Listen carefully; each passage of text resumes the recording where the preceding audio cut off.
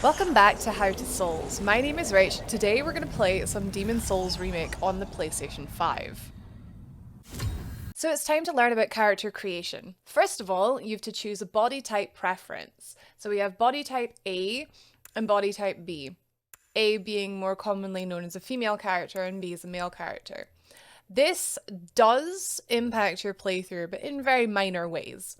There are certain armor sets that can only be worn by a character of body type A and that only can be worn by a character of body type B. There's no great big advantage to picking either type of character except for one, and that is an item called the Silver Bracelet. It's a gauntlet item in both the original and the remake that can only be equipped by a female character, and thus there is a slight advantage to choosing body type A. However, it does increase your souls gained by 10%, so that is quite significant when bosses are giving you thousands at a time. So there is an advantage to choosing body type A.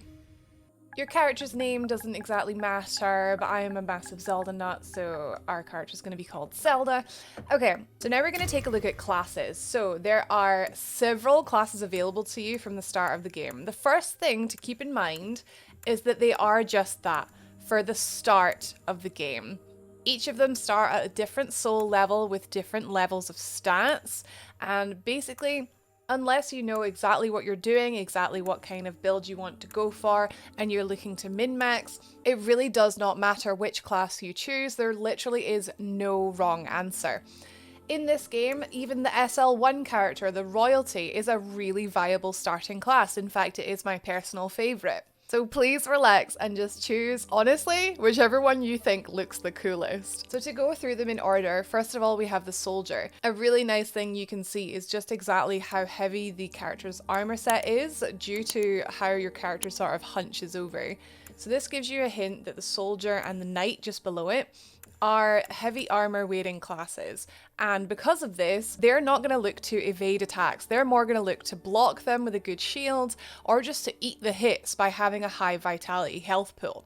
So the Soldier here starts with 14 vitality, which does hint that it is that type of character, for people who prefer a sort of slower gameplay to block hits and take them instead of trying to dodge out of the way.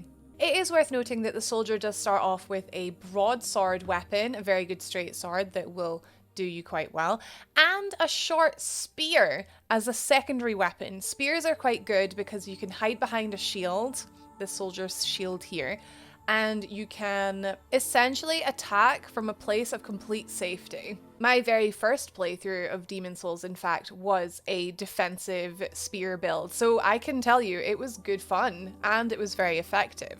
So the Soldier starts off with a sword and a spear to get you started off right away with a couple of options. I'm not entirely sure why it gives you 20 bolts but no crossbow, but hey, you've got 20 bolts for when you do find a crossbow. Moving on, we then have the Knight, which, like I mentioned before, is another heavy armor class. You start off with the fluted set, which in my opinion looks pretty cool.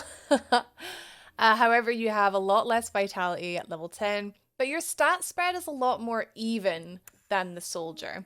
The Soldier, for instance, is mainly in vitality, endurance, and strength. However, the Knight does have that 11 points in faith as well as the 14 in strength. So much like we've seen in previous games like Dark Souls 1, your Knight class tends to be very good for people looking to go down a melee sort of paladin route that concentrates on swords and melee weapons, but does have miracles to back them up, like heal. The Knight also starts with 2 melee weapons. They have a long sword and they get a mail breaker, which is a rapier thrusting type weapon, which is worth giving a go. It's very effective against enemies with heavy armor themselves, such as the Stonefang Miners in World 2-1. It's worth noting as well that all classes start with some form of healing items in their inventory, but the Knight starts off with both Crescent Moongrass and Half Moongrass, so a bit more powerful healing items right from the start.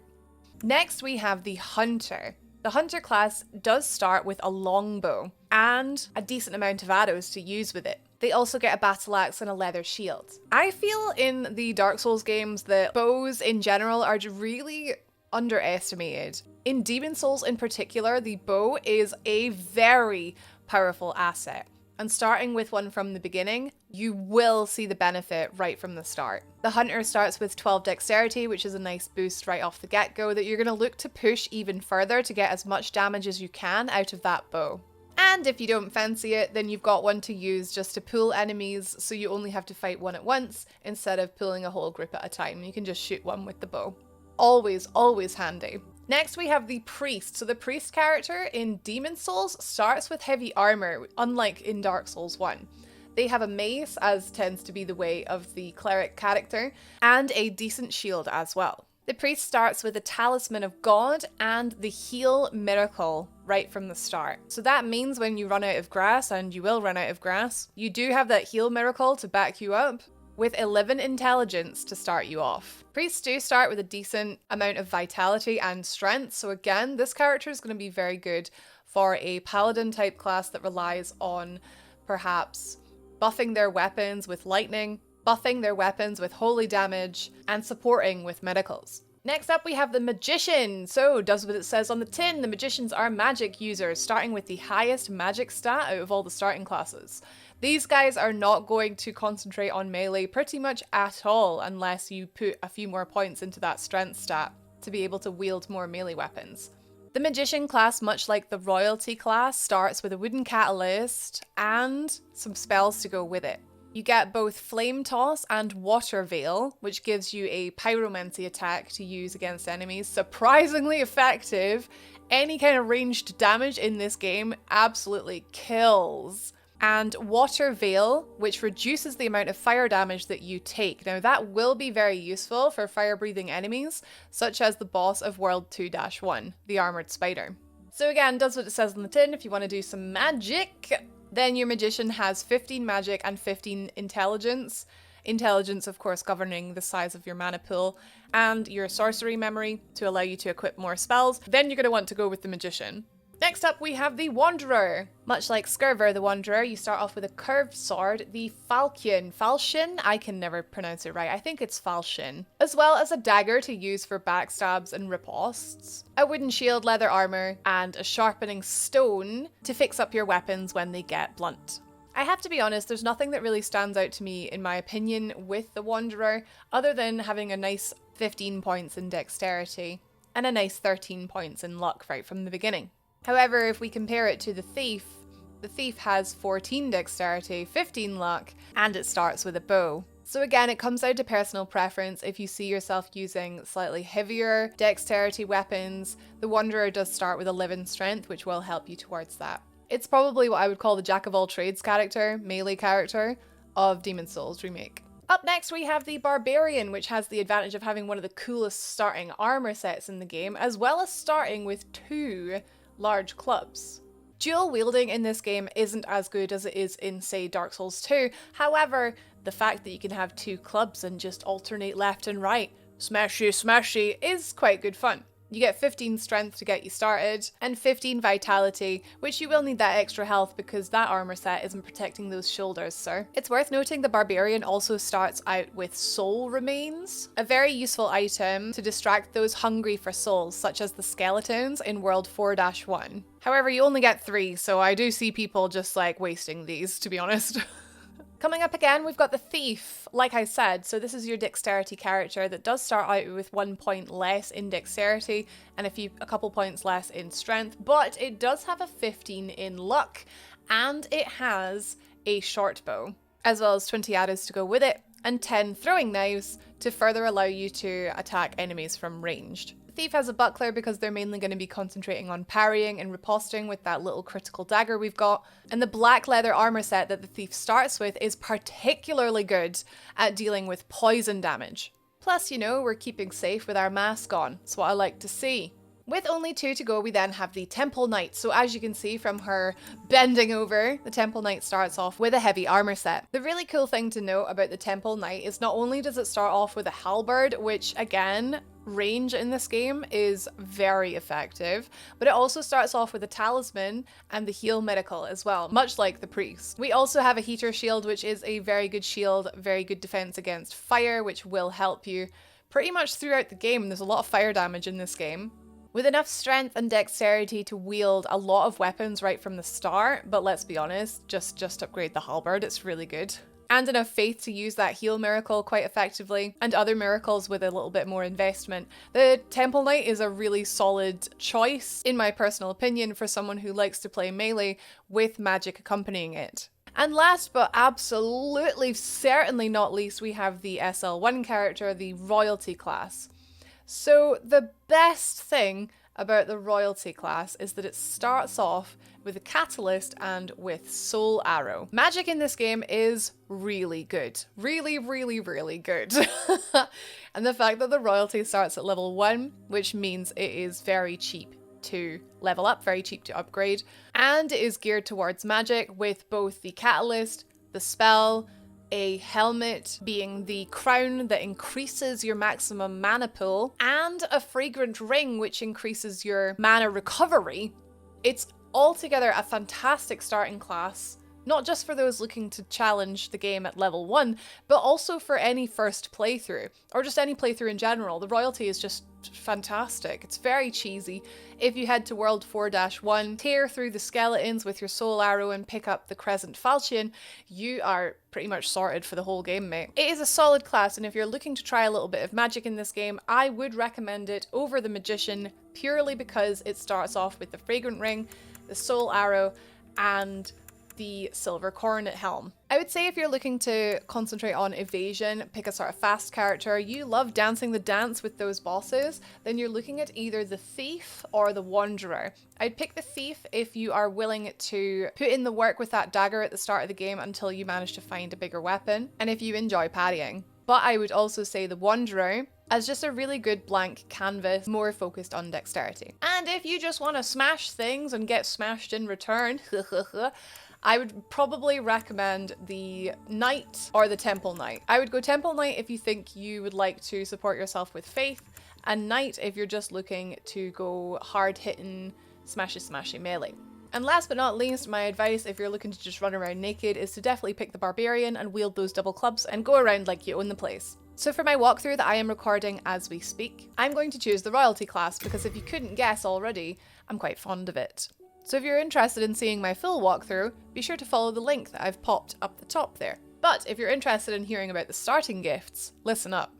There are a few choices, well when I say a few, there's quite a lot. There are a few choices in starting gift that can feel a bit overwhelming when you've never played the game before. Please do keep in mind there is no wrong answer. Well, there is one wrong answer and that is none. Don't pick none. Pick something, pick anything, but don't pick none. That is the only wrong answer. The rest are fine. So coming up first, we have Augite of Guidance. So this, if you have played Dark Souls 1, is a Prism Stone. I don't personally really use them that much. I think the only time I ever used them was in Dark Souls 1 in the Tomb of the Giants. They are brilliantly glowing little stones that you can drop on the ground to help you with figuring out which paths you have already taken. So there are a couple of levels in this game, for example in World 5, where it does get a little bit confusing and you might need some way of tracking which way you've already been. Next up is Grass Jelly, an item that is new with the remake of this game. It recovers some of the user's HP over time, so it is a slow heal. You get 2 of these, and it is very, very good because you can very easily run out of grass depending on which character class you've picked, and depending how flippin' hard you go at it at the start of the game. So having an extra heal that is a very powerful heal, especially one that you can pop during a boss fight, fire and forget sort of thing, is not a bad decision. Next up we have the Elixir. So the Elixir is, if you've played Dark Souls 1, is basically your green blossom. It gives you an increased rate of stamina recovery, especially if you are a particularly dodgy character, or you are absorbing big hits with your shield and you need to get your stamina back up for the next hit. It gives you 5 elixirs that you can pop, especially in boss fights when you're struggling for stamina recovery. And then we have Bright Water, which, similar to the Elixir, recovers over time, but this time your mana. Again, very good for magic classes who are going to be using a lot of mana. Maybe even if you're not doing any melee at all, you're going to want to pop a Bright Water, especially during a boss fight, to make sure that you're able to keep casting until that boss goes down. So it gives you 3 of those. Next is the Providential Ring. This was new with the remake as well, so this raises your item discovery. It is very hard to get this ring unless you pick it as a starting gift. The other way to get it is by trading a large Sword of Searching with Sparkly the Crow, which is not going to be easy to do since you have to actually create that weapon yourself. So I would recommend the Providential Ring to anyone who is looking to get the Platinum trophy on this character, because it does mean that you've got one less thing to worry about when you go for the trophy for acquiring every ring. Plus, it does mean in the start of the game that you will find more grass from enemy corpses, and that is always very good. Then we have the kunai, which is a poison throwing weapon. Could be especially effective against some bosses who are weak to poison. However, it only gives you 10 of them, and I do think this is a weak choice for a starting gift because they're pretty much useless for your first level in the game, which is Boletarian Palace. What isn't useless for your first level and your first boss is Firebomb. So if you pick the Firebomb gift, it gives you 5 extra Firebombs, which will be especially helpful against the Phalanx boss. You will find Firebombs throughout the level, but this just gives you 5 more to make sure you can keep lobbing them at the boss, and maybe even have some left over for some trickier bits coming up later.